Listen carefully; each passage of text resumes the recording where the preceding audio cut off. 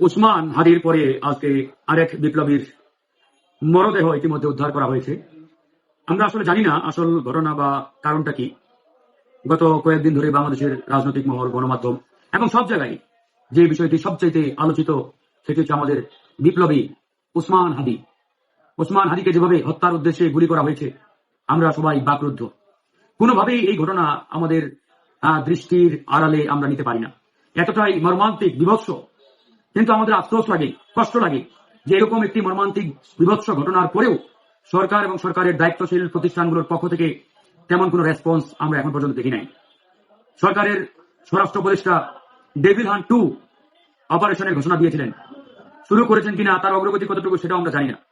3 দিন পেরোতে না পেরোতেই আজকে দেখলাম জান্নাত আরা রুমি নামে আরেক এই গণঅভ্যুত্থানের বিপ্লবী, সেও আজকে দেখলাম তার মরদেহ উদ্ধার করা হয়েছে।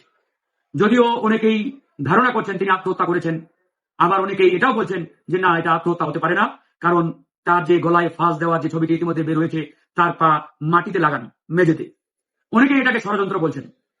তো যেটাই হোক কারণ, তবে এই যে বিপ্লবীদের একের পর এক হত্যার উদ্দেশ্যে তাদের উপরে চালানো আক্রমণ কিংবা হত্যা, এগুলো কিন্তু আমাদের জন্য বড় ধরনের অ্যালার্মিং। আমাদের যদি এখনই বোধোদয় জাগ্রত না হয়, সরকার যদি যথাযথভাবে অ্যাকশন নিতে না পারে, তাহলে সামনে এরকম জীবন, এরকম প্রাণ কিন্তু আরো ঝরবে। আরো অসংখ্য মানুষকে জীবন দিতে হবে। এই সরকার কতটুকু সেই নিরাপত্তা দিতে পারবে তা কিন্তু এই গত কয়েকদিন ধরে আমরা বুঝতে পারছি। আজকে শুধু তারা না, প্রত্যেকেই আমরা থ্রেটের মধ্যে রয়েছি, প্রত্যেকেই আমরা হুমকির মধ্যে রয়েছি। কিন্তু সরকারের পক্ষ থেকে এই হুমকি মোকাবেলায় কিংবা সন্ত্রাসীদের গ্রেপ্তার করা, অস্ত্র উদ্ধার অভিযান চালানো কিংবা আইন শৃঙ্খলা পরিস্থিতির উন্নতি ঘটানো, এরকম কার্যকর পদক্ষেপ এখনো আমরা সেভাবে লক্ষ্য করছি না। তো সেই জায়গা থেকে আমি আসলে সন্দিহান এবং শঙ্কার মধ্যে রয়েছি যে এই সরকারকে দায়িত্বে রেখে এই সরকারের পুলিশ বাহিনী, আইন শৃঙ্খলা বাহিনী, স্বরাষ্ট্র উপদেষ্টা, এদেরকে চেয়ারে রেখে বাংলাদেশে একটা অবাধ সুষ্ঠু নির্বাচন কিভাবে সম্ভব? কিভাবে তারা একটা অবাধ সুষ্ঠু গ্রহণযোগ্য নির্বাচন জনগণকে উপহার দিয়ে বলেন, যেখানে আজকে কেউই নিরাপদ না। সরকারের মন্ত্রী, উপদেষ্টা কিংবা সরকারের প্রেস সচিব সে নিজেই বলেছেন তার জীবনও থ্রেটের মধ্যে, ঝুঁকির মধ্যে। তাহলে সরকারের এরকম পাওয়ারফুল ব্যক্তিরা যদি ঝুঁকির মধ্যে থাকে, বাকি মানুষের জীবন তো এখানে এক প্রকারের নস্যি বলা যায়, নস্যি বলা যায়।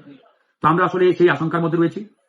দেখা যাক, আর 2-1 দিন হয়তো আমরা দেখবো, এরপরে আমরা আসলে চূড়ান্ত সিদ্ধান্ত নিতে বাধ্য হব। তবে একটাই কথা, বিপ্লবীদের জীবন যে আজকে থ্রেটের মধ্যে, ঝুঁকির মধ্যে, এটা কিন্তু আর বলার কোনো অবকাশ রাখে না। তাই সরকার কার্যকর পদক্ষেপ কতটুকু নিচ্ছে সেটা আমরা দেখবো। ধন্যবাদ।